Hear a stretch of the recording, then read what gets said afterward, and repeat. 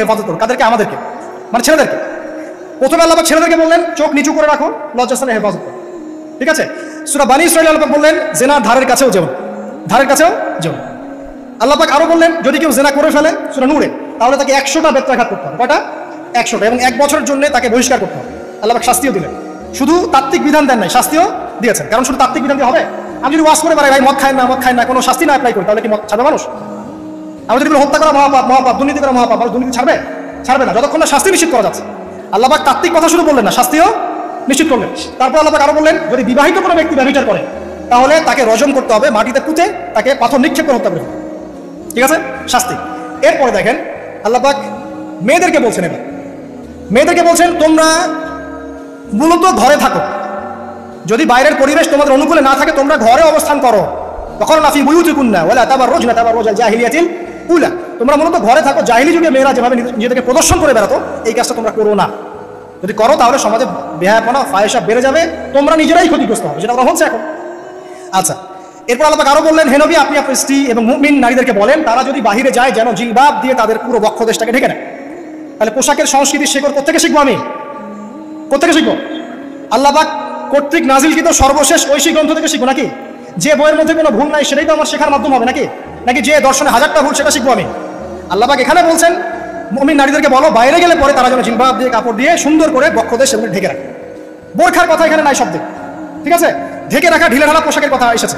আচ্ছা আসেন, আল্লাহ পাক আরো বললেন যে তোমরা অমুক অমুক অমুক অমুক, যেমন আপনার বাবা, আপনার ভাই, আপনার এই যে সন্তান, এই যে মাহারাম যারা আছে এদের সামনে ছাড়া অন্যদের সামনে যখনই যাবে তোমরা কিন্তু হিজাব অবলম্বন। আল্লাহ পাক হিজাবের বিধান দিলেন, চক্ষু নিচু করতে বললেন, লজ্জাস্থানের হেফাজত করতে বললেন, এবং যদি এর পরেও কেউ ভুল করে ফেলে তাহলে আল্লাহ পাক শাস্তির কথা বললেন। আল্লাহ পাকের সিস্টেমটা সুন্দর হলো না? এই সিস্টেমটা নবী সাল্লাল্লাহু আলাইহি ওয়াসাল্লাম অ্যাপ্লাই করলেন, সমাজ থেকে সমস্ত জেনা ব্যভিচারের ভিত্তি উঠে চলে। সুবহানাল্লাহ বলবেন না? এটা হলো অবস্থা। তারপর দেখেন আল্লাহ রাব্বুল আলামিন শুধু পর্দার কথা বলেই ক্ষান্ত হলেন না, কারণ একটা বিধান দিলেই মানুষের সবকিছু সলভ হবে না। আল্লাহ পাক এর পাশাপাশি আমাদেরকে 5 ওয়াক্ত নামাজ পড়তে বললেন, ঠিক আছে, নামাজ পড়লে মানুষ ভালো হবে, নৈতিকতা শিখবে, আল্লাহর সাথে ক্লোজ সম্পর্ক হবে। আল্লাহ পাক কোরআন তেলাওয়াত করতে বললেন, ঠিক আছে, কোরআন মেনে চলতে বললেন। আল্লাহ পাক আমাদেরকে আল্লাহর জিকির করতে বললেন, নবীর সুন্নাহ মতো চলতে বললেন। আল্লাহ রাব্বুল আলামিন আমাদেরকে আল্লাহর যত অবাধ্যতা আছে, কি সমস্যা? হ্যাঁ আচ্ছা যেতে দাও। আমি যেটা বলতে চাচ্ছি যে আল্লাহ পাক শুধু পর্দার কথাগুলো বলেই একটা বিধান দিয়ে শেষ করে দিলেন না, কারণ শুধুমাত্র হিজাবের সাথেই পুরো সোসাইটির সমস্যাগুলো জড়িত না, এখানে আরো অনেক বিষয় আছে। যদি আপনি নৈতিকতা না শেখেন একটা বোরখাওয়ালা মেয়েকে আপনি কিস করতে পারেন, ঠিক আছে। যদি আপনার মধ্যে আল্লাহর ভয় তাকওয়া না থাকে আপনি কিন্তু একটা বাচ্চাকে ধর্ষণ করতে পারেন, সুযোগ পেলে আপনি করে ফেলবেন। আপনার মধ্যে আল্লাহর ভয় না থাকলে আপনি কিন্তু গোপনে জেনা করতে পারেন বা পর্ন দেখতে পারেন। তাই আল্লাহ পাক শুধু হিজাবের বিধানটা দিয়েই ক্ষান্ত হলেন না, আল্লাহ পাক আনুষঙ্গিক আর অনেক কথা বললেন যে তোমরা পবিত্র হও, বেশি বেশি আল্লাহর জিকির করো, 5 ওয়াক্ত সালাত নামাজে পড়ো, কোরআন তেলাওয়াত করো, নবীর সুন্নাহ মেনে চলো, দ্বীনি কাজে ব্যস্ত থাকো, সৎ কাজের আদেশ করো, অসৎ কাজে নিষেধ করো। মানে এই সবগুলো কাজ যখন একসাথে হবে আপনার মনটা কি হবে? পবিত্র হবে, আপনার মনের মধ্যে আল্লাহর নূর চলে আসবে। আপনার মনে আল্লাহর নূর চলে আসবে তখন এইসব অন্ধকার বা এই যে জাহিলিয়াতগুলো আপনার কাছে ভালো লাগবে না। যখন আপনার ইন্টারনাল যে সোলটা আছে এটা যখন এনলাইটমেন্ট হবে আল্লাহর নূর দিয়ে, তখন আপনার কাছে এসব হারাম প্রিমিক্সিং, হারাম পরকিয়া, আপনার জেনা, আপনার ব্যভিচার, পর্ন এগুলো বিভীষিকাময় মনে হবে, আপনার কাছে ভালো লাগবে। আল্লাহ পাক অন্তর্জগৎটা পরিবর্তন করার জন্য আমাদেরকে এই সিস্টেমগুলো দিলেন। শুধু হিজাবই করবে দিস ইজ নট নেসেসারি, এর সাথে আরো অনেক বিষয় থাকবে, নামাজ, রোজা, হজ, যাকাত, হ্যাঁ, হজ, উমরা, তাসকিয়া, জিকির, আজকার, কোরআন তেলাওয়াত, আমর বিল মারুফ, নাহি আনিল মুনকার সব একত্রিত হবে, আবার হিজাবও চলবে। এরপরে যদি কেউ সীমা লঙ্ঘন করে শাস্তিও আছে। পুরো সিস্টেমটা সুন্দর না? এই সিস্টেমটা যখন আল্লাহ পাক তার রাসূল মুহাম্মদ সাল্লাল্লাহু আলাইহি ওয়াসাল্লামের মাধ্যমে লঞ্চ করলেন আরবের মধ্যে, আরবে না কোনো জেনা থাকলো, না কোনো ব্যভিচার, না কোনো মাদক, না কোনো পর্ন, না কোনো এই যে নারীর অবমাননা, কিছুই থাকবে।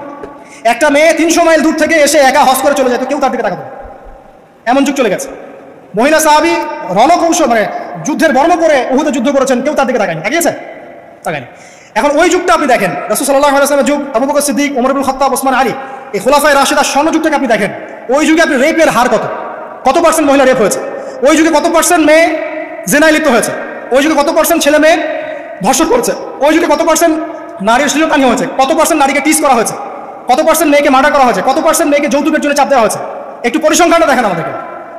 সভ্যতা করতে লাফাচ্ছেন, ওই সভ্যতায় যা হয়ে গেছে নবী সাল্লাল্লাহু আলাইহি ওয়াসাল্লাম থেকে শুরু করে খুলাফায়ে রাশিদুন যা হয়েছে, এই পার্সেন্টেজগুলোর সাথে বর্তমান পার্সেন্টেজকে মিলবে? ওই যুগে রেয়ার জেনা 2-1টা হয়েছে, মদ খেয়েছে মানুষ রেয়ার কয়েকজন, মানুষ ব্যভিচার করেছে রেয়ারলি 2-4 জন, 100 বছরে 2-4 জন। ওই যুগে দেখবেন মানুষ পরকীয়ার নামই জানতো না, সমকামিতা কি জিনিস মানুষ জানতোই না, শর্ট পোশাক, বিকিনি সংস্কৃতি কি মানুষ জানতো না, ঠিক আছে, আনকভার ইউ এই যে মুভমেন্ট চলছে এগুলোর মানে কি মানুষ জানতো না, জানতো? ওই যুগে কি মুসলিমরা পিছিয়ে ছিল? জ্ঞান বলেন, বিজ্ঞান বলেন, অর্থনীতি বলেন, রাজনীতি বলেন, সমরনীতি বলেন, অস্ত্রশস্ত্র বলেন, কোন সেক্টরে কি মুসলিমরা তখন পিছিয়ে ছিল কিনা? উত্তর দেন, পিছিয়ে ছিল? ছিল না। তাহলে স্বর্ণযুগ আমরা কোনটাকে বলবো? এই বর্তমান দাজ্জালীয় সভ্যতাকে স্বর্ণযুগ বলবো, নাকি খোলাফায়ে রাশেদার এবং নবী সাল্লাল্লাহু আলাইহি ওয়াসাল্লাম রেখে যাওয়া যুগটাকে স্বর্ণযুগ বলবো? তাহলে ওই যুগ যদি স্বর্ণযুগ হয়, তাহলে ওই যুগের সুন্নাহ এই যুগে অ্যাপ্লাই করতে হবে না? তাহলে ওই যুগের সমস্যা যেমন দূর হয়েছে এই যুগের সমস্যা দূর হবে না? এই সহজ বাংলা কথাটা বললে কি আমরা মৌলবাদী হয়ে যাবো?